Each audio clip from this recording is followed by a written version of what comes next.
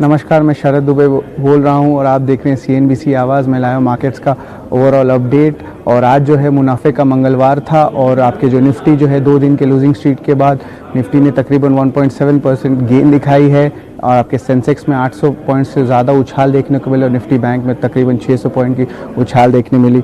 और आज जिस तरह भारत की एक ऐतिहासिक जीत हुई थी क्रिकेट में, तो वो जो है मार्केट्स में भी देखने को मिली कि एक दोहरा शतक लगाया था। एक साइड पे 200 पॉइंट की बढ़त दिखाई थी निफ्टी ने दिन के इंट्राडे ट्रेड में। और उसके बाद देखते हैं कि नतीजे के पहले बजाज ट्विंस में भी बहुत हलचल मची थी और उसके जो प्रीव्यू है हम बताएंगे थोड़ी देर में।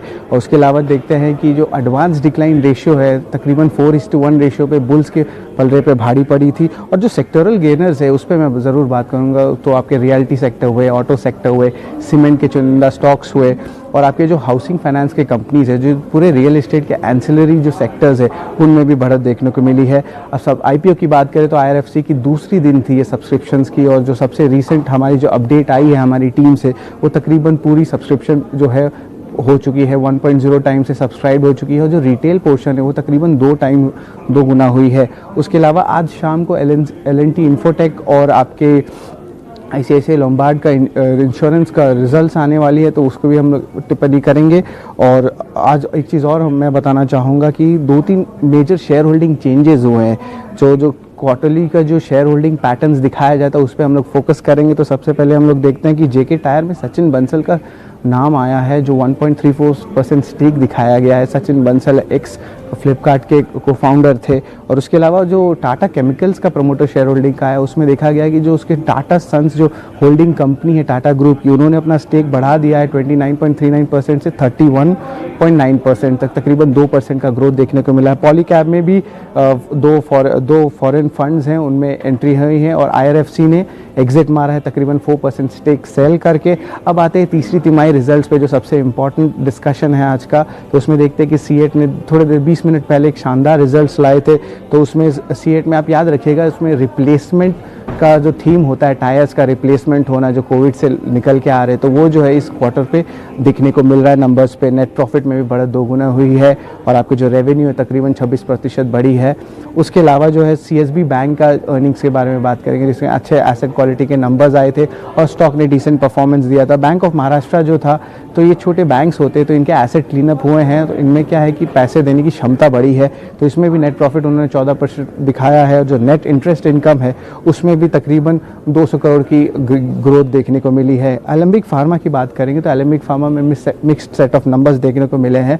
तो उसके जो इंडियन बिजनेस है वो बढ़िया ग्रोथ देखने को मिला, लेकिन जो उसके जो API बिजनेस है US की, उसमें जो है थोड़ी स्लो डाउन देखने को मिली है, इसीलिए स्टॉक में भी उसमें फ़र्क देखने को मिली है। उसके अलावा हैट्सन एग्रो ने बहुत अच्छा नंबर दिया है और ये पैकेजिंग कंपनी है और इस पैकेजिंग कंपनी में जो FMCG हुई या आपकी फार्मा के पैकेजिंग जो होती है, जो कोविड के कारण ये पैकेजिंग कंपनीज़ में बहुत यूज़ हो रही है, तो उसमें भी बहुत अच्छे नंबर्स लाए हैं।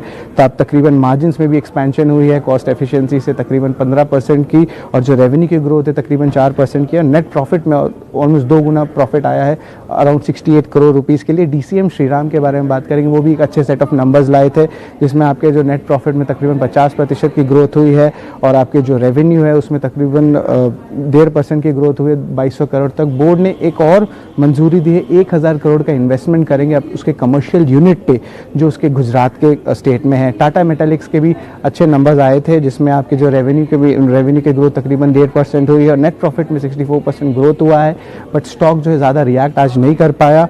और उसके अलावा जो 2 बड़े जो नंबर्स हैं जो कल आने वाले हैं उस पर हम लोग चर्चा करेंगे। सबसे पहले आता है आपके बजाज फाइनेंस। सो बजाज फाइनेंस में एक्सपेक्टेशंस है कि तकरीबन जो नेट इंटरेस्ट इनकम है वो तकरीबन 10% डाउन होगा ईयर ऑन ईयर, तकरीबन 4443 करोड़ में। और जो नेट प्रॉफिट है उसमें भी तकरीबन 26% डाउनटिक देखने को मिलेगा, जो तकरीबन 1190 करोड़ पे आएगी। तो जो आपके जो नेट इंटरेस्ट मार्जिन होते हैं वो जो है ईयर ऑन ईयर और सिक्वेंशली दोनों में डिग्रोथ देखने मिलेगा, और जो प्रोविजंस रहेंगे ज़रूर एलिवेटेड रहेंगे। तो मैनेजमेंट की जो कमेंट्री है वो बहुत ज़रूरी है देखने के लिए कि आगे स्टॉक पे कैसे बढ़ा जाए। उसके अलावा आपके हैवेल्स है कंज्यूमर ड्यूरेबल स्पेस में, तो इस कंज्यूमर ड्यूरेबल स्पेस बहुत चहक रहा था पिछले 1 महीना से, और वो कंज्यूमर ड्यूरेबल इंडेक्स में भी बहुत अच्छी ग्रोथ देखने को मिली थी। तो इसमें क्या है कि ग्रॉस मार्जिन जो है स्टेबल एक्सपेक्टेड है, और जो आपका EBITDA ग्रोथ है वो होगी आपकी कॉस्ट कंट्रोल से और उसके अलावा जो लॉयड की बिजनेस है उसका जो मैनेजमेंट आउटलुक है वो बहुत इंपॉर्टेंट होगा। रेवेन्यू हैवेल्स एक्सपेक्टेड है 17% का अपटिक देखने को मिलेगा और एबिडा में तकरीबन 43% का अपटिक देखने का अनुमान है। मैनेजमेंट का जो कमेंट है मार्केट शेयर में और चैनल चेक में वो बहुत इंपॉर्टेंट होगा, क्योंकि अब डीस्टॉकिंग भी स्टार्ट होगी और आपके समर सीजन के जो इन्वेंट्रीज होते हैं वो भी देखने लायक होंगे। और जो निफ्टी गेनर्स के बारे में आज बात करें तो हिंडाल्को, HDFC और बजाज ट्विंस के बारे में हमने कहा था।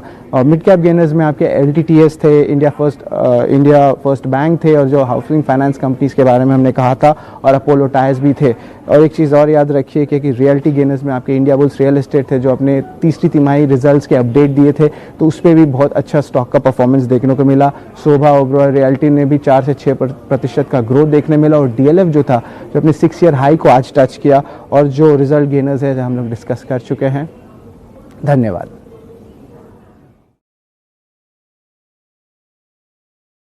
फ्रेंड्स मिलते हैं अगले वीडियो के अंदर, जब तक के लिए गुड बाय।